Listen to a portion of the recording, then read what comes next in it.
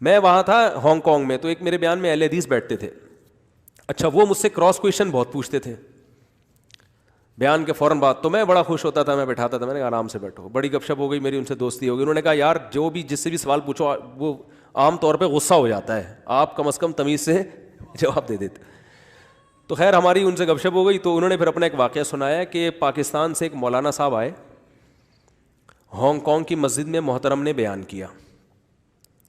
اب Hong Kong کی مسجد جو ہے نا، وہاں اس میں مفتی ارشد صاحب ہوتے ہیں، وہ گورنمنٹ کی لیول پہ وہاں کے مفتی اعظم، یعنی ان کو گورنمنٹ نے بنایا ہوا ہے مسلمانوں کے لیے، بڑی ان کی وہ یعنی وہاں پر ان کا ایک نام ہے.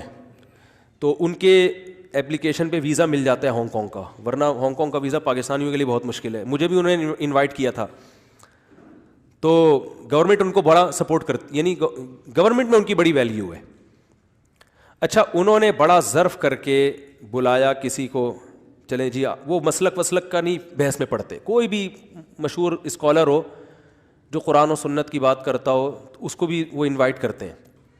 تو پاکستان میں آپ کو پتہ ہے مسلک ہول سیل کے حساب سے. خیر ایک مولانا صاحب چلے گئے، وہ مولانا صاحب نے وہاں پر انہی کی مسجد میں انہوں نے اپنے ممبر پہ بٹھایا مسلکی اختلاف کے باوجود کہ آپ یہاں بیٹھیں اور بیان کریں.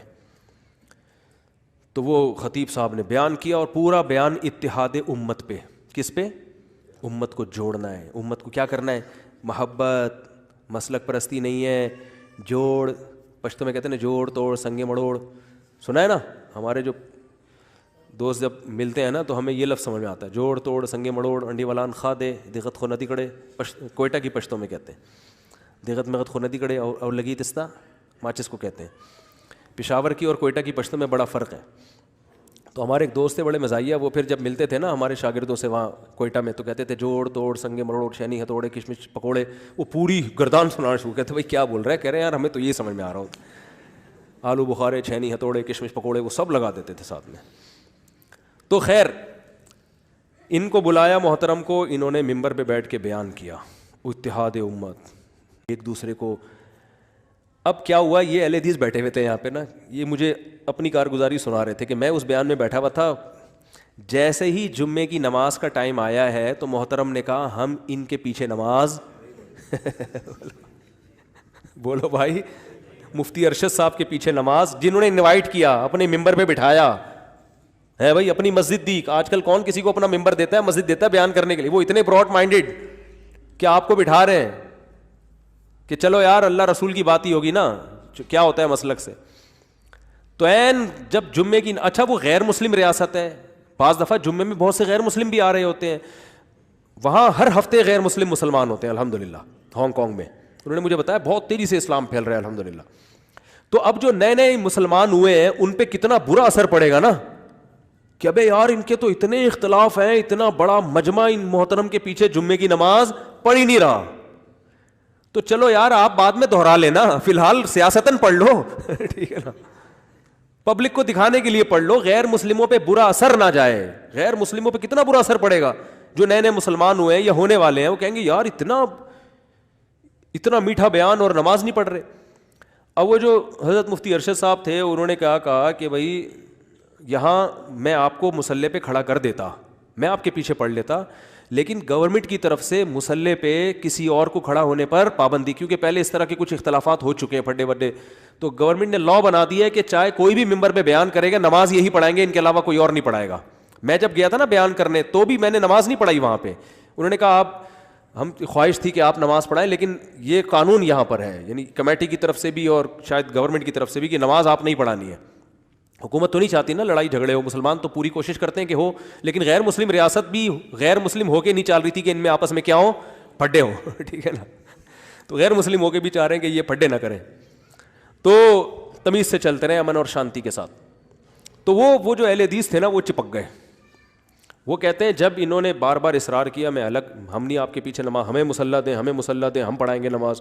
تو مفتی صاحب نے کہا نہیں بھائی آپ نہیں ہو سکتے. تو کہہ رہے ہیں یہ اتنا بڑا مجمع خطیب صاحب کے ساتھ مسجد میں نماز پڑھے بغیر نکل گیا. اب یہ تھے چپکو، یہ بھی نکل لیے. انہوں نے کہا چھوڑوں گا نہیں ٹھیک ہے نا، چھوڑوں گا نہیں. کہہ رہے میں بھی نکل لیا. میں نے کہا چلو آج ان کے پیچھے پڑھتے ہیں، کیونکہ اب ان کو یہ تھا کہ غائب نہ ہو جائے نا. تو کہہ رہے میں نے کہا میں تو نہیں چھوڑوں گا. تو وہ جو اہل حدیث تھے وہ بھی ساتھ ساتھ چلے گئے. مجھے خود کارگزاری سنا رہے ہیں, کہہ رہے ہیں وہ کہیں فلیٹ میں جا کے نا 4-5 فلیٹ تھے, وہاں جا کے انہوں نے صفیں اتنی مشکل سے ٹینشن میں صفیں بچھائی ہیں, نماز پڑھی ہے, کھانا آیا نا تو کھانے پہ وہ حضرت جی بھی بیٹھے ہوئے, کہہ رہے ہیں میں بھی بیٹھا ہوا ہوں. تو کھانے پہ جناب میں نے یہ ان سے سوال کیا کہ سر آپ نے, حضرت جی آپ نے اتحاد امت پہ بڑا پیارا بیان کیا لیکن اتنا بڑا آپ نے یہ حرکت کی ہے, یہ کیا ہے, اس سے امت متحد ہوگی؟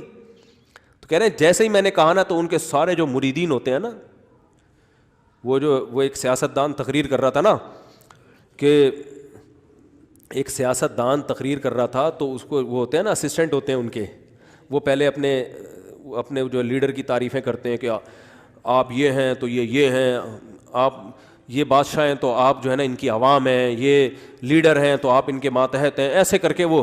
تو ایک نے کہا یہ دیگ ہیں تم ان کے چمچے ہو یہ دیگ ہیں تم ان کے چمچے ہو.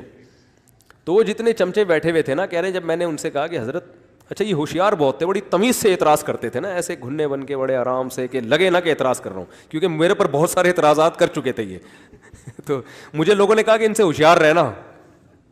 میں نے کہا آنے دو انشاءاللہ کوئی مسئلہ نہیں ہے کرنے, لیکن مجھ سے مطمئن تھے وہ الحمدللہ. وہ مولانا ابوالکلام آزاد جو تھے نا وہ پاکستان بنانے کے قائل نہیں تھے, مولانا اشرف علی تھانوی قائل تھے. تو کسی نے مولانا اشرف علی تھانوی رحمۃ اللہ علیہ سے فرمایا کہ ابوالکلام آزاد آپ سے پاکستان کے بارے میں بحث کرنا چاہتے ہیں. اور ابوالکلام جو تھے نا یہ واقعی کلام کے بڑے ماسٹر بھی تھے, بڑا بولنا آتا تھا ان کو.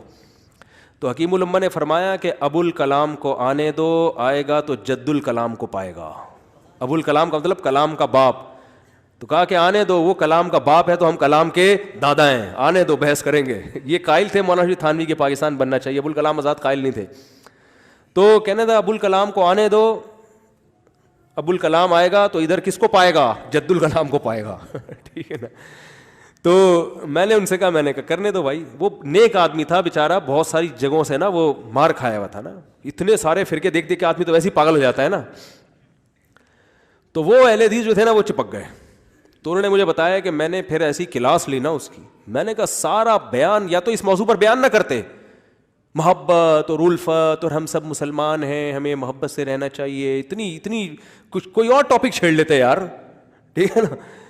تو کہہ رہے ہیں وہ ان کے چمچوں نے مجھے ایسا پکڑا ہے, بولے چپ, گستاخی کر رہا ہے اور یہ کر رہا ہے اور وہ کر رہا ہے, کہہ رہا ہے مجھے خاموش کرا دیا. لیکن کہہ رہے ہیں میں نے ڈوز الحمدللہ دے دی کہ سارے گھننے نہیں ہوتے, سارے عقیدت مند نہیں ہوتے, بہت سے لوگ نوٹ کر رہے ہوتے ہیں بہت سی چیزیں, سمجھ میں نہیں آ رہی بات, میرا خیال ہے. تو عقیدت کی آنکھیں اندھی آنکھوں سے مت دیکھو میرے بھائی, عقائد پہ کمپرومائز مت کرو.